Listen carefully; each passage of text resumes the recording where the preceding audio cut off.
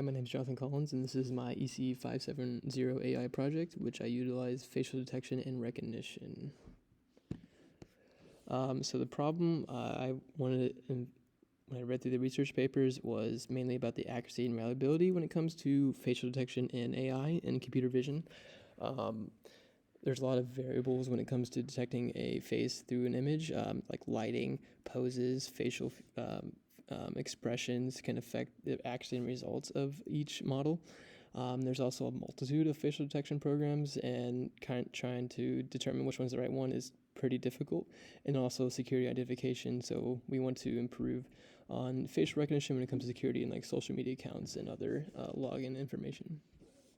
Motivation, like I said, I want to increase the accuracy on these computer visions and AI facial detection models.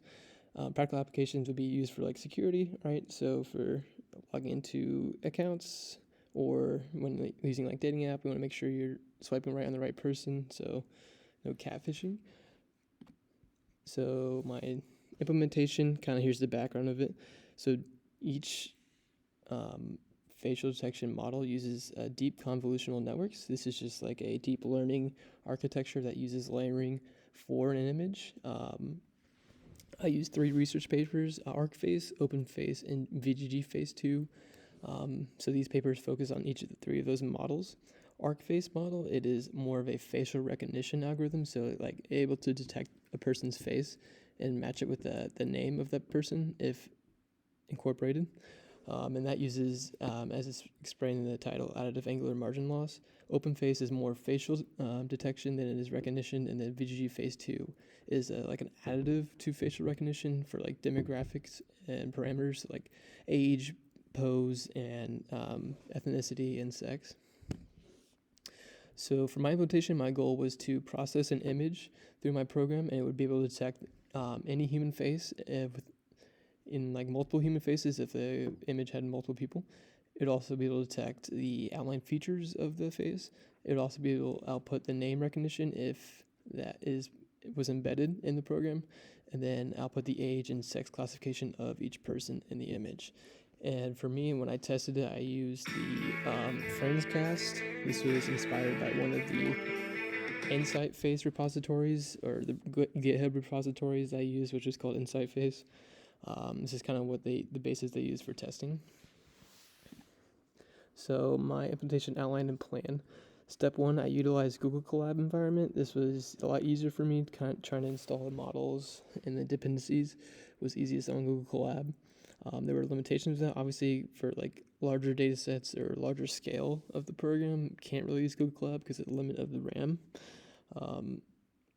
Step 2, we would install all those necessary dependencies. So we want to install OpenFace, we want to install VGGFace, we want to install ArcFace. For me, I installed directly OpenFace, then I installed InsightFace, which uses the ArcFace algorithm, and then I installed DeepFace, which also uses the VGGFace algorithm. And then step 3, I would re-implement OpenFace for facial detection. Step 4, we would re-implement ArcFace for image embedding and facial recognition. Step 5, we utilize DeepFace library for the VGGFace model for age and sex classification. Kind of to briefly explain how it works is, these are our test images. As you can see here, this is kind of the result. The test image would go through the program first, but before we input the program already has a data set of these actors. So the program has a folder of 10 images of each actor or actress, and those images are different lightings, different poses, different facial expressions, and that's embedded into the program to recognize these actors and actresses.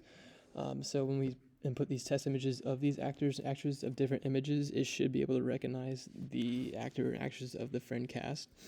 So let's say for the David Schwimmer one image, we could input that image. It would go through first the ArcFace embedding process, so it would match the test image with the embedded images and match and see if it matches with any of the actors, actresses. In this case, it matched with David Schwimmer. And then it would go through the OpenFace facial detection. So as you can see, the blue square right here, this is the OpenFace facial detection. So that's the basis. And it will go through InsightFace, which utilizes ArcFace for the facial landmarks. As you can see, There is some outlines on the eyebrows, eyes, nose, and lips, and then it would go through deep face or the VGG face model for the age and sex classifications. As you can see here, it says age 37, sex man. As you can see, output it all correctly for the name, age varied, and then gender also varied a bit.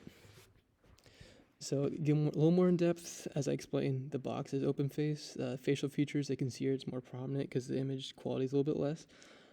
This is the facial landmarks for ArcFace, and then we have the VGG face, sex, and gender, or age and sex. So key takeaways, some models weren't compatible. VGG face 2 was not very compatible. There were some inaccuracies when it came to the age and sex, as you saw earlier. It identified Jennifer Aniston as man when she identifies as a woman. And then age varied a lot. It definitely didn't do well with children, as it said they were like 24 through 30.